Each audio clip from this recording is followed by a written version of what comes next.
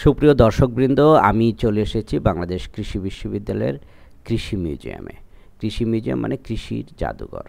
কৃষির বিভিন্ন তথ্য উপাত্ত, বিভিন্ন উপকরণ সাজানো আছে এই কৃষি মিউজিয়ামে। এটি বাংলাদেশে বলা যায় একেবারেই প্রথম একটি ঘটনা। কৃষিবিদ মনিরুদ্দিন আহমেদ বর্তমানে ভারপ্রাপ্ত পরিচালকের দায়িত্বে রয়েছেন এই কৃষি মিউজিয়ামের। হ্যাঁ, দেখছেন আপনারা কৃষি মিউজিয়ামের যে প্রবেশ পথ, এটি প্রবেশ। এই যে এর অপোজিটে একটা ভবন রয়েছে, সেটা বাংলাদেশ পরমাণু কৃষি গবেষণা ইনস্টিটিউট। আপনারা সোজাসুজি বাংলাদেশ কৃষি বিশ্ববিদ্যালয়ে ঢোকার পরেই আপনারা মিউজিয়ামটি দেখতে পাবেন। এই চমৎকার, এই দেখতে পাচ্ছেন একটি সিন্দুক। সিন্দুক পুরোপুরি লোহার তৈরি একটি সিন্দুক এই আছে মিউজিয়ামের ভিতরে। সুন্দর একটি একেবারেই সেই গ্রামীণ ঐতিহ্য। আমরা পালকি দেখতে পাচ্ছি, সব বাঁশের তৈরি নানা জিনিসপত্র এখানে সাজানো আছে এই রুমটিতে। কৃষকের বসতবাড়ি নাম দেওয়া হয়েছে এটাকে। একটি কৃষকের বসতবাড়িতে যা যা থাকার কথা সবই এখানে সংগ্রহশালায় রাখা হয়েছে। যে একটা মাচা দেখতে পাচ্ছি, একটা কৃষক হাল চাষ করছে। এই যে কিছু বাঁশ দেখতে পাচ্ছি, বিভিন্ন ধরনের বাঁশ, এটি বিভিন্ন কোয়ালিটির, বিভিন্ন জাতের। এই যেরকমভাবে সাজানো আছে রুমগুলো, বেশ সূর্যের আলো পুরোপুরি ভবনের ভিতরে প্রবেশ করতে পারে এরকমভাবে ভবনটির ডিজাইন করা হয়েছে। যে এটা বলা যায় একটি অষ্টাদশী ভবন, অষ্টাভুজি ভবন। সুদৃশ্য ভবনের মধ্যবর্তী অংশে সূর্যালোকের জন্য উন্মুক্ত রেখে প্রবেশ লবি তৈরি করা হয়েছে। এই আমরা দেখতে পাচ্ছি কিছু মানে একেবারেই গ্রামীণ ঐতিহ্যগত কিছু, এই যে সিকার মধ্যে রাখা হয়েছে মাটির কিছু পাত্র। এই যে লাউ দিয়ে, যে লাউয়ের ভিতরের ফাঁপা অংশটা বাদ দিয়ে যে কিছু তৈরি করা হয় গ্রামে। এই যে দেখতে পাচ্ছেন বড় বড় দা, এটা কৃষকরা ব্যবহার করে। এই যে দেখতে পাচ্ছেন কিছু ঐতিহ্যগত পুরনো জিনিসপত্র, এখানে সব কাঠের তৈরি আছে এবং কাঁসার তৈরি অনেক কিছু আছে এখানে।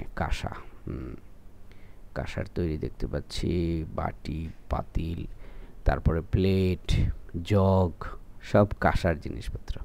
একটা মটকা, এই মটকাতে কৃষকরা মাটির তৈরি এবং কাঁসার তৈরি দুই রকমেরই গ্রামীণ ঐতিহ্য হিসাবে পাওয়া যায়।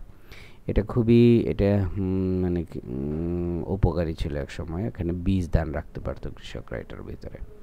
এই যে আমরা বিভিন্ন কোয়ালিটির কিছু হেরিকেন দেখতে পাচ্ছি, একটা হ্যাজাক লাইটের নাম আমরা অনেকেই জানি, কিন্তু এখন এটা হাতের বাইরে। এই যে আমরা দেখতে পাচ্ছি যে এই যে চা বাগানের চা শ্রমিকরা যে পিছনে চা তুলে তুলে রাখে, এটা হচ্ছে লবি। একেবারে এই ভবনের একটা গোলাকৃতির ভবনের মাঝখানে এই লবিটা।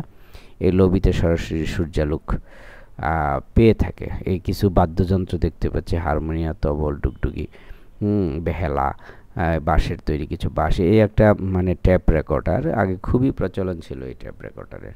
এই যে আমরা কিছু ডুগি তবলা দেখতে পাচ্ছি। তাছাড়া এই কিছু প্রিন্টার মেশিন, বিভিন্ন সময় এই টাইপরাইটার মেশিন, যা বর্তমানে আমাদের একেবারেই চোখের আড়ালে রয়েছে। কম্পিউটার, এই সিআরটি কম্পিউটারগুলো দেখতে পাচ্ছেন, মনিটরগুলো, এটা তো এখন আপনারা আর কোথাও পাবেন না।